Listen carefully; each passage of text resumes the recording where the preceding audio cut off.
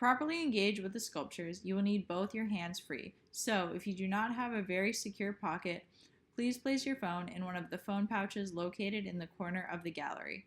Feel free to borrow the extra pair of headphones on that hanger, or if that set is taken, you may take a pair of headphones from one of the MP3 devices. If you do so, please put it back afterwards. So tourism then is this huge kind of institutionalized economic structure, right? Exactly. That has a cultural face. Look around the gallery until you spot the parts of the brown sculpture that are lying on the ground. This should include a large rectangle slightly raised above the ground and 3 skinnier rectangles that form right angles directly on the ground. Walk over to those 3 skinnier pieces that are directly on the ground and stand at the edge of them so that you are facing the larger brown rectangle. I want to, when we talk about that idea of the gaze, of the touristic gaze, that tourism as an activity then is, you need to think also about then the geographic difference between going to the global north and the global south. The rectangles directly in front of you are a path to the larger brown rectangle, a path to the beach. Walk along this path until you arrive at the beach. In the quiet times when like there's not a public holiday and people are working, it's like mainly tourists. So we're probably one of 3 families that are actually native to Jamaica. When you arrive at the beach, step onto the elevated surface and walk to the edge. Sit down, spread out, relax. You should be facing away from the hanging black sculpture. Look upwards at the sun. Absorb the vitamin D.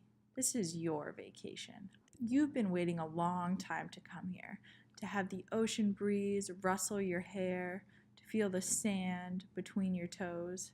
Which is fine, but I feel like the tourists, they're kind of just doing their own thing. And they interact with you, but more in a stereotypical way. You know what I'm saying? Like, look around on or near the beach for a small rectangle. If you go to the global south, what you want is the staging. Exactly. You want the performance. You want the performance. Not trying to get to know you, but like say, wagwan, or like trying to generalize Jamaican culture, not really trying to get to know you. Pick up this rectangle. This rectangle is your camera. You want to take a picture of this moment. You look out in front of you into the space, into the ocean, and you see a cruise ship. You look a little closer. It might be the same exact cruise ship you were on just a few days ago.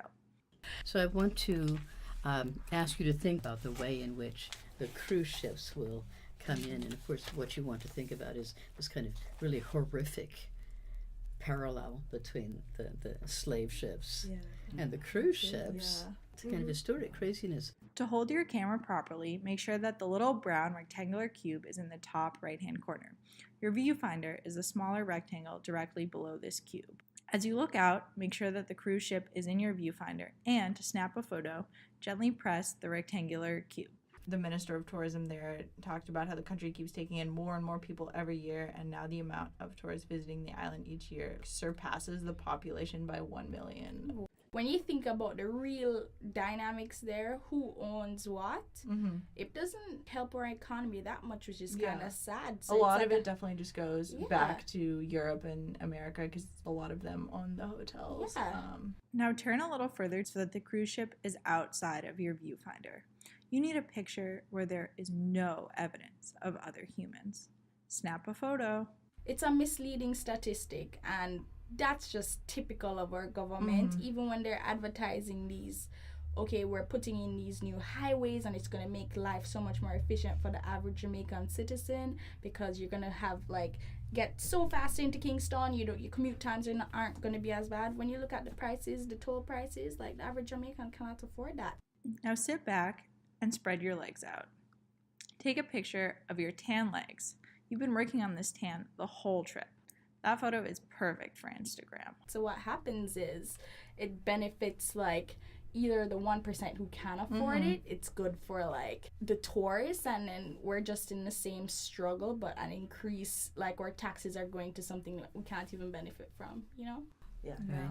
Leave the camera anywhere on the beach. Now get up and walk towards the tower-like sculpture. which is in front of a large brown rectangle of wood. Observe that tower. So when you go to Europe, it is about cultural capital, about social capital. Yeah.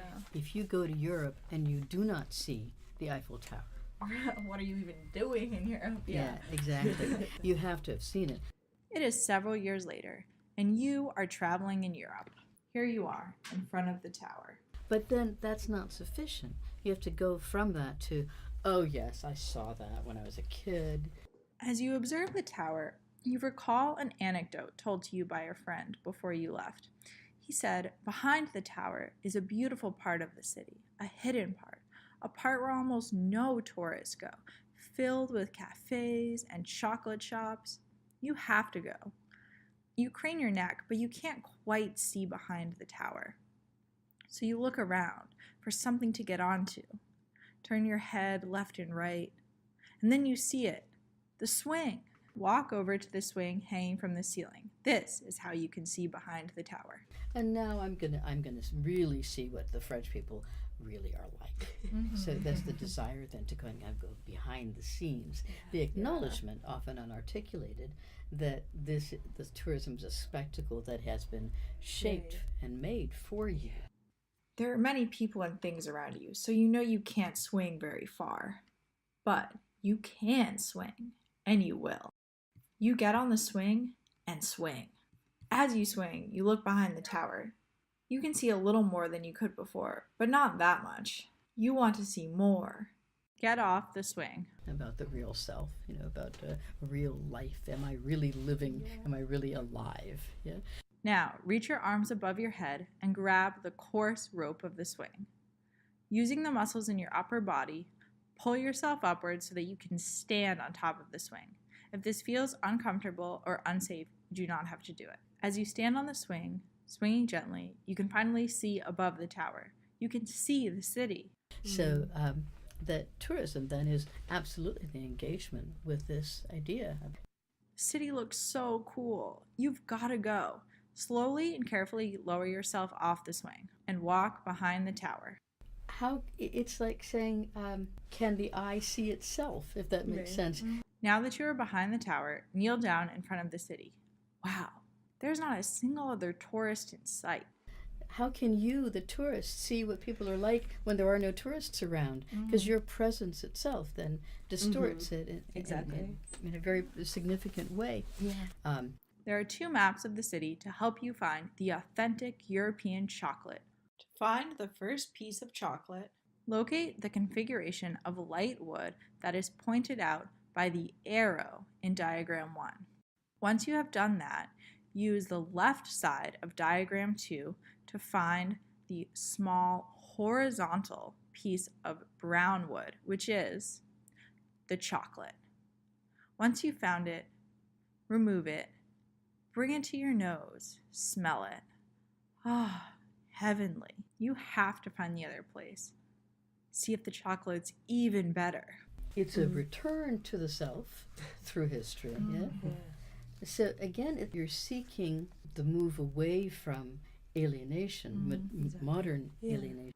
To find your second piece of chocolate, locate the configuration of light wood that is circled in diagram 1. This piece of wood is in the lower right-hand corner and sticking outwards towards you. Once you have found that piece of wood, use the right side of diagram 2 to help you find the small horizontal piece of wood, which is the same exact size as your other chocolate. Once you have found it, remove the chocolate. Smell it. It smells a little richer than the other chocolate. Is that a hint of hazelnut, maybe? But notice that it's never enough just to see the civilizational sites. There's always that necessity for being. Using the diagrams as aid, place both of the chocolates back where you found them. But if you go to... If you can't remember where the pieces of chocolate rest, you can look for pieces of light wood with 3 thin black lines on them. The pieces of chocolate should cover those black lines when they are in place. You might have to turn the chocolate a certain way to get it to slide in correctly, as one side is thinner than the other. You have finished your travels. Please make sure that everything you used is back in place and ready for the next participant, including the 2 chocolates and the camera. If you borrowed a phone pouch, please hang it back on the hanger. If you borrowed the extra set of headphones, please place them back on the same hanger as the phone pouch. If you took them from an MP3 device, please plug them back into the MP3 player.